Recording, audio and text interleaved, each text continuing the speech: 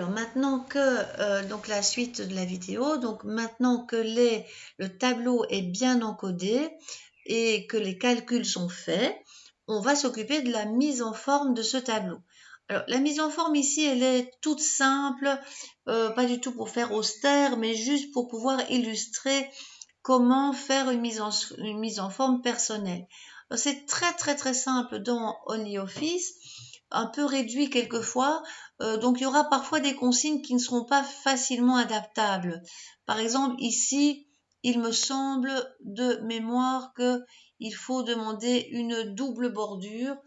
Eh bien la double bordure, il n'y aura pas. Ce ne sera pas possible dans OnlyOffice, mais ce n'est pas essentiel. Donc si jamais vous avez OnlyOffice, ben, en fait, c'est pas très grave, vous vous adaptez. Donc, par exemple, ici, on s'aperçoit que les bordures, il faut les regarder. Tiens, les bordures épaisses extérieures. Les bordures à l'intérieur, par contre, elles sont doubles. Et en plus, il n'y en a pas partout. Par exemple, dans cette zone-ci, de contrat à lettres, il n'y a pas de bordure. Donc, comment ça fonctionne tout ça? Ben, d'abord, on va sélectionner, donc pour rappel, partir du milieu de la cellule du coin supérieur gauche, cliquer, glisser en diagonale et s'arrêter à 406. Quoi. Ok. Je choisis mon style de bordure. Voilà, là j'ai de la chance, je vois que j'ai bordure épaisse. Je garderai noir et ben là c'est tout. Alors ensuite, il va falloir être un petit peu, bah tiens, qu'est-ce que je fais maintenant avec ça? Eh bien ça va peut-être dépendre du tableur. D'ailleurs, ici, je m'aperçois qu'il n'a pas fait ce que je demandais. Voilà, donc là, je reviens dessus parce que je m'étais interrompue. Oui, donc en fait, on va sélectionner, donc pour arriver à cette bordure épaisse autour de tout le tableau, on va donc sélectionner cette bordure épaisse. Donc si le volet d'ailleurs devait manquer, il y a moyen de le réafficher, on y reviendra. On choisit, ici c'est couleur noire, et on n'oublie pas ici dans la zone de définir ce qui est nécessaire.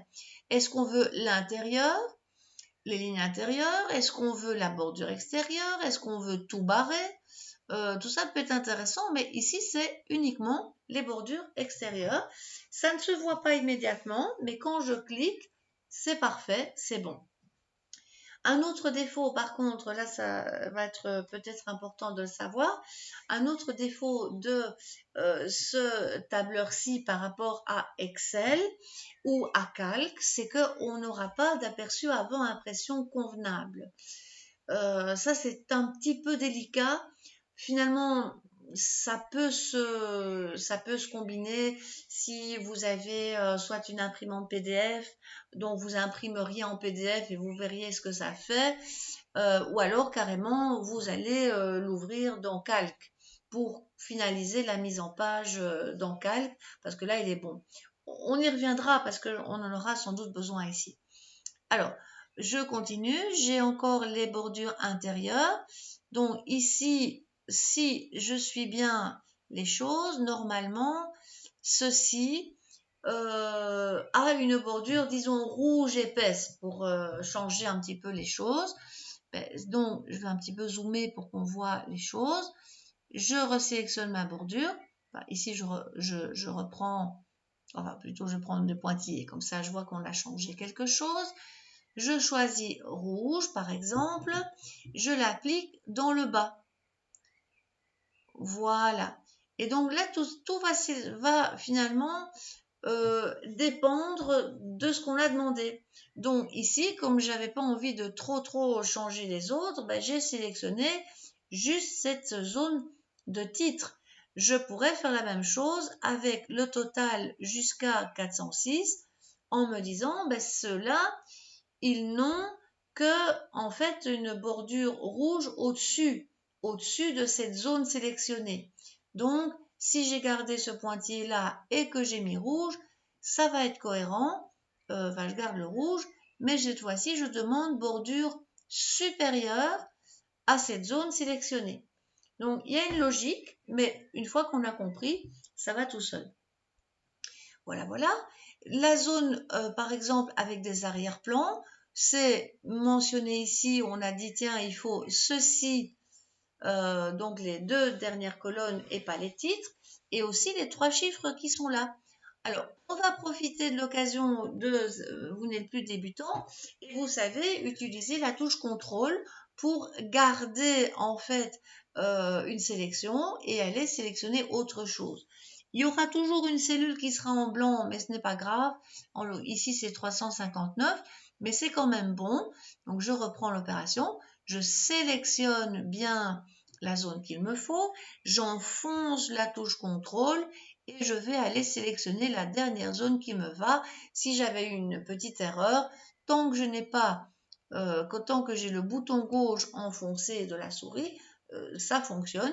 Donc cette zone-là, il n'y a que celle-là dont je veux un arrière-plan jaune fluo. Là, on va faire visible. Ok. Ça me semble presque bon. Il reste encore les lignes intérieures qui seraient dans notre logique donc en pointillés rouges. Là, normalement, si tout est conforme à ce que je pense, on devrait pouvoir arriver à sélectionner toute la zone et demander, alors, est-ce que ce serait fixer seulement les lignes verticales intérieures? Là, je crois que c'est bon. Donc, tiret rouge et fixer les verticales intérieures. Voilà, on y est. On a ce qu'on veut, donc on n'a pas touché à la bordure épaisse noire des contours. Ne pas s'inquiéter que là, à gauche et au-dessus, on ne la voit pas. C'est pas grave, on la verra dans un aperçu avant impression ultérieurement. Alors, c'est peut-être légèrement différent dans Excel. Je vais aller faire une petite copie rapide pour montrer la disposition. Ça, on aura une petite vision des choses ici. Voilà, si j'avais dû le faire dans Excel. Donc là, je vais enlever toute la mise en forme. Il y a probablement ça accessible ici, bien pratique d'ailleurs. Il y a ça, le petit crayon à la gomme est bon aussi dans LibreOffice.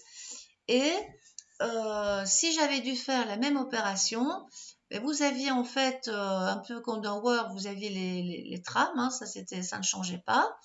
Et alors les bordures, elles sont là. Donc, on aurait en fait toutes celles-là. Et limite, moi, je vous conseille, dans Excel en tout cas, d'aller un petit peu comme dans Word d'ailleurs, dans la zone témoin où on aurait été mettre, par exemple, ces colonnes intérieures. Eh ben voilà, les colonnes intérieures rouges qu'on voulait, eh bien, on les mettrait comme ça, de cette façon-là. Donc là, par exemple, j'aurais justement une double ligne possible. J'aurai ma zone témoin. Pour les colonnes intérieures, je cliquerai sur OK, ça serait fait. Donc comme ça illustre bien que différence notable en tout cas entre Excel et OnlyOffice. Voilà. Pour Calc, c'est très semblable. Hein. Donc ceux qui seraient dans Calc, je vais aller encore une fois sélectionner le même tableau et aller dans Calc pour montrer. Il ne semble pas qu'il y ait de grosses différences. Donc là, je reviens à la première. Je colle. Voilà. Là, par contre, au niveau du formatage, on a probablement la commande format. Et là, en fait, tout se trouve dans format cellule.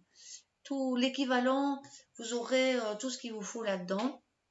Donc, il est très bien, hein, Calc. Mais voilà, comme ça, vous aurez vraiment un panel des possibilités.